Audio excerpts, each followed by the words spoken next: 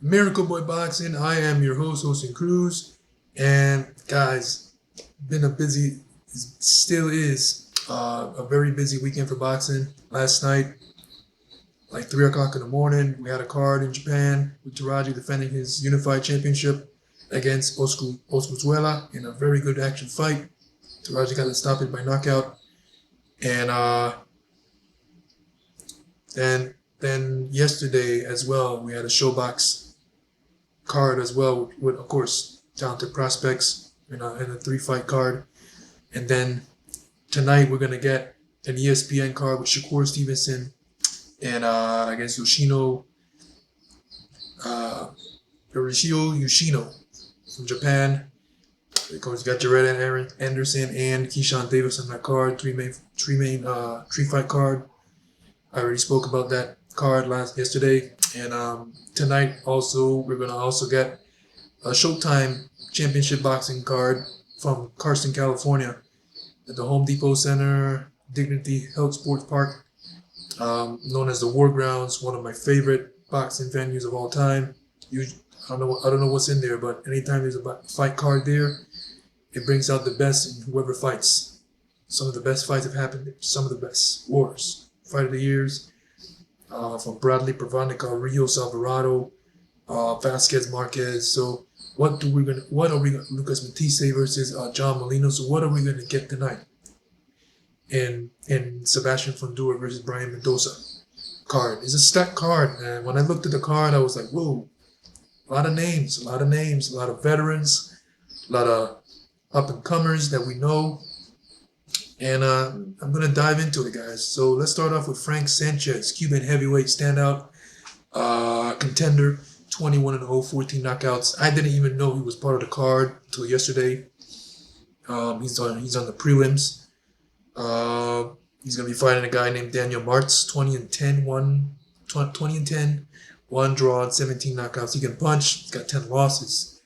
Another thing with Frank Sanchez lately, he's been criticized for his opponents. He deserves better than this. He deserves to be fighting guys like Daniel Dubois, Andy Ruiz. Not guys like Daniel Martz, 20-10. I mean, like I said, you can't underestimate anybody. Anybody that goes in the boxing ring and has 2 hands, they have a chance, and that's based on his record. He has 17 knockouts out of 20 wins, so he can punch. All it takes is 1, right? But it's highly unlikely because Frank Sanchez is one of the best heavyweights right now. Very skilled boxer, puncher, moves well, very good IQ. Notable wins for Mr. Frank Sanchez is Efe Ajagba and Carlos Negron, Puerto Rican Olympian. Efe Ajagba, still one of the top heavyweights today. Thunderous puncher, solid heavyweight. You don't want to be in front of him. He's got cannons in both hands.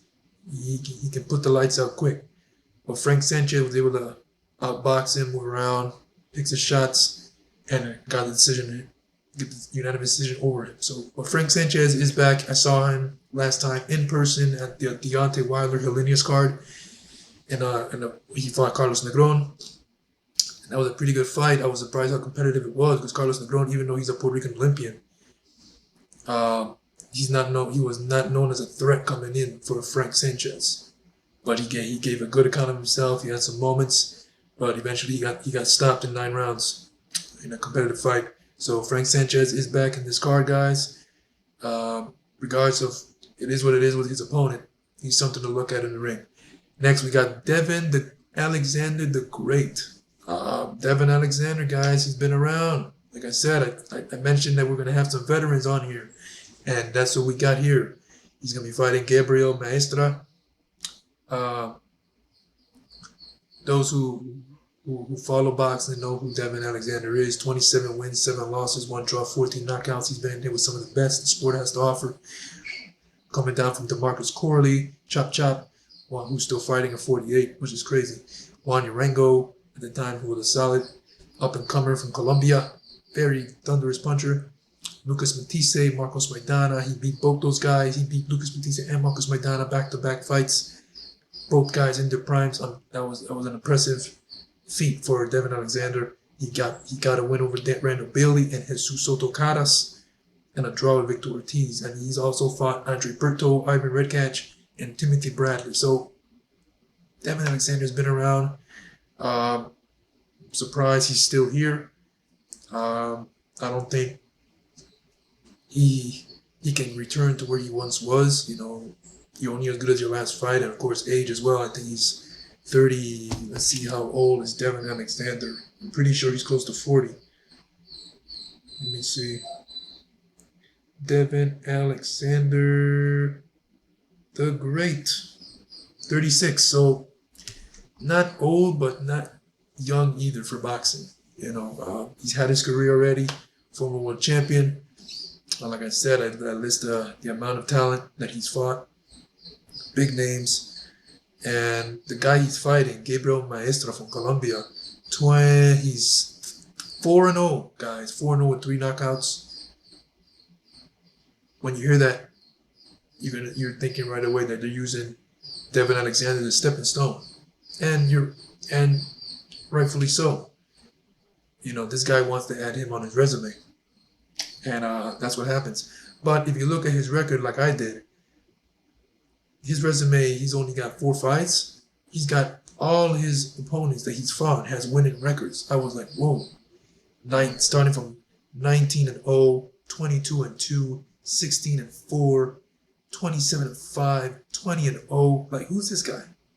So he's coming out of nowhere to fight Devin Alexander with only 4 fights. 4 or 5 fights, and wow, his resume is impressive. I looked into him and I'm like, whoa. I was not expecting those numbers on his record, but that's his opponent, and should be interesting, man. Because Devin Alexander is ready, and he's mentally ready, physically ready. He's a veteran. Should be an interesting fight. Then we got Luis Nunez, guys, versus Cristian Barrera from Mexico. Luis Nunez from the Dominican Republic. Luis Nunez was one of those fighters from last year that created a Dominican wave of boxing. Dominican Republic has been known to play baseball and this and that. Boxing's not really their thing, but last year they proved me wrong. Last year, one of their best years in boxing ever. They were on fire. Dominican wave of boxing, I called it. No one was stopping them. Luis Nunez was part of that. He's something to watch. He's explosive, hard puncher, good boxer. His resume doesn't have elite fighters, no big names yet, but anytime he fights, he impresses you. You know, in last 5 fights, he's got 17-0, 13-0, 14-0, 10-0 his opponents. And 4. And he's impressed in all of those on Showtime. And I'm pretty sure he's going to go out there tonight and impress as well against Cristian Barrera from Mexico, who's 20-0, 1 draw, 7 knockouts. Not known for his power, but he's 20-0, doesn't know how to lose. Neither does Nunez. And I expect a firefight because from Mexico, Cristian Barrera doesn't shy away from that. Neither does Luis Nunez. So that should be an excellent fight, guys. That's part of the main card. Oh, and another thing. Another veteran that's going to be fighting on this card will be Chris the Nightmare Areola, which is surprising, you know.